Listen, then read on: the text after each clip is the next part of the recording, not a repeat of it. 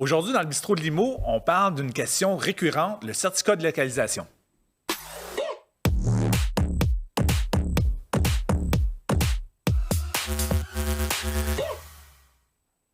Hey, bienvenue dans une nouvelle capsule Bistrot de Limo où on répond à vos questions en immobilier. Et s'il y a une question qui est réellement récurrente, qu'on entend quasiment dans chaque transaction, c'est le fameux certificat de localisation. Et pour ça, on a un expert avec nous. On a Stéphane Brabant, courtier immobilier Remax dans le secteur de Vaudreuil-Soulanges. Stéphane, comment ça va? Salut Louis-Philippe, ça va bien toi? Super. Certificat de localisation, je pense qu'il n'y a pas une transaction où on n'entend pas parler de questions à ce sujet-là. Il y a tellement de choses à dire. Est-ce qu'on doit vraiment l'avoir? C'est essentiel, le certificat de localisation. Présentement, c'est ça, les critères que, lorsque je prends une propriété à vendre, pour le certificat de localisation, donc, le critère, c'est qu'il doit être âgé de 10 ans et moins. Et l'autre critère qui est super important, s'il est âgé de 10 ans et moins, est-ce que le certificat représente encore la réalité de la propriété actuelle? Il n'y a pas eu d'altération? Est-ce qu'on a eu on a planté une serre? Est-ce qu'on a mis une clôture? Est-ce qu'on a changé le pavé? Ce sont tous des éléments hyper importants à analyser lorsqu'on vérifie notre certificat de localisation. Présentement, c'est ça. J'ai Maître France Brisebois avec nous. Bonjour, France. Oui, bonjour Stéphane. Oui.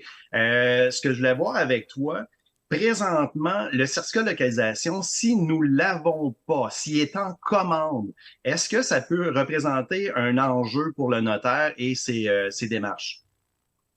Définitivement, oui. Pour le notaire, pour l'acquéreur notamment, et même pour le vendeur à la limite, là. Mais en fait, je dirais, j'aimerais commencer par dire que chaque dossier immobilier, c'est un cas d'espèce. C'est très difficile de généraliser. Mais ce que je vais ajouter à ça également, c'est que comme notaire, je dirais qu'on n'insistera jamais assez auprès de l'acquéreur pour qu'il obtienne le certificat de localisation avant la signature.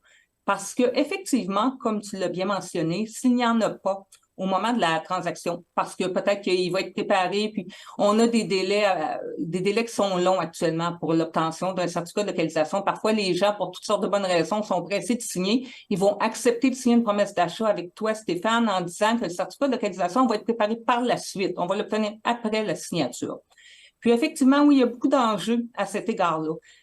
En fait, c'est ça. Il y a plusieurs éléments dans le certificat de localisation qu'on ne pourra pas, dans le fond, connaître sans avoir le document en question.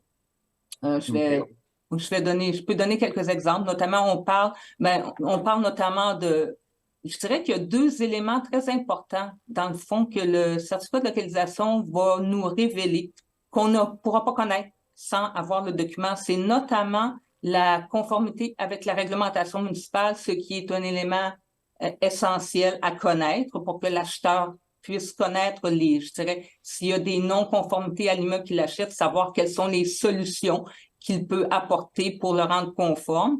Et aussi, ça va être, le certificat de localisation va déterminer, je dirais, l'adéquation entre les mesures que l'arpenteur va prendre sur le terrain et il va le valider avec le cadastre, qui est un document public qui va déterminer quelles sont les dimensions du lot et la superficie versus, je dirais, les dimensions qu'il va prendre lui avec ses outils. Il va voir si ce sont les mêmes informations.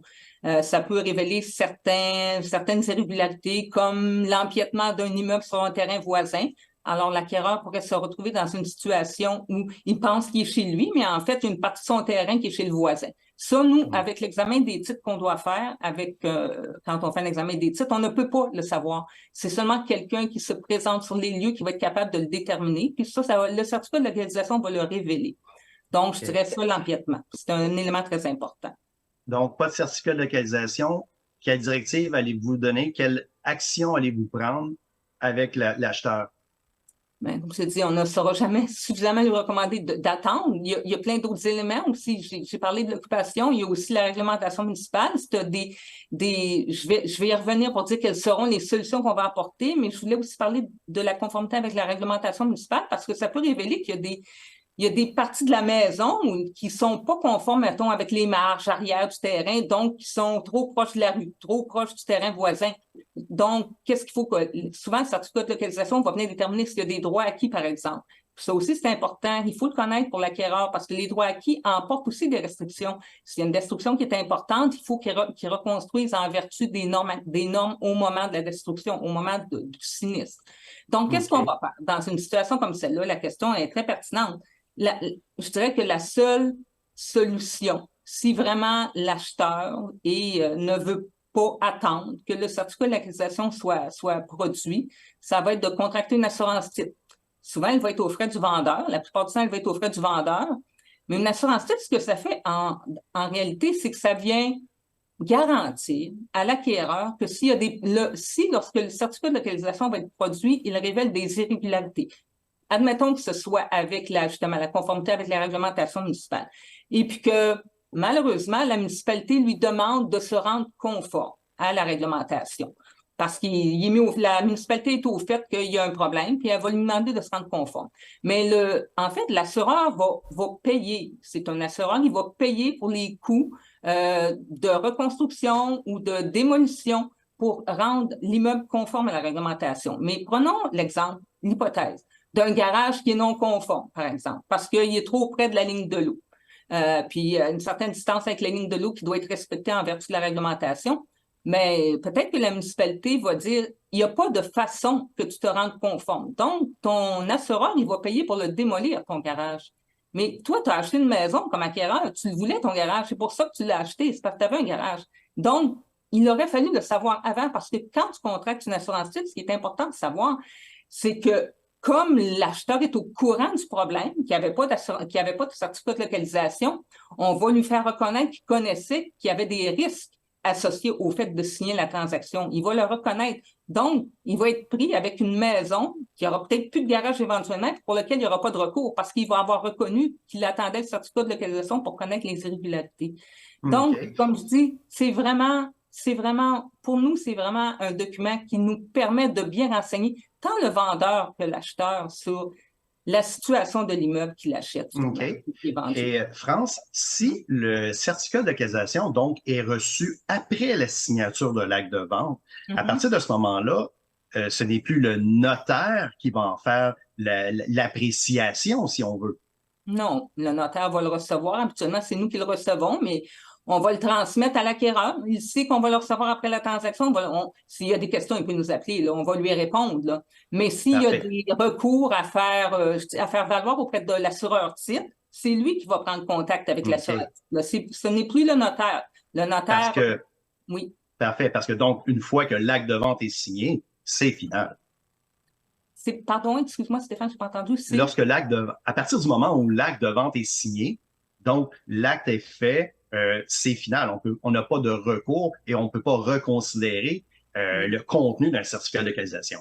Non, absolument pas, absolument pas. Puis on n'a pas de recours parce que l'acquéreur, au moment où il a signé la transaction, on lui a fait reconnaître qu'il comprenait quels étaient les risques associés. Nous, comme notaire, on lui a expliqué, puis il l'a reconnu, quels étaient les risques associés au fait de ne pas avoir de certificat de localisation avant la transaction.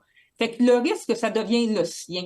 Alors, c'est ça qu'il doit bien réaliser au moment de la signature. Parce qu'après, il est trop tard. Après, il est trop tard, malheureusement. Good.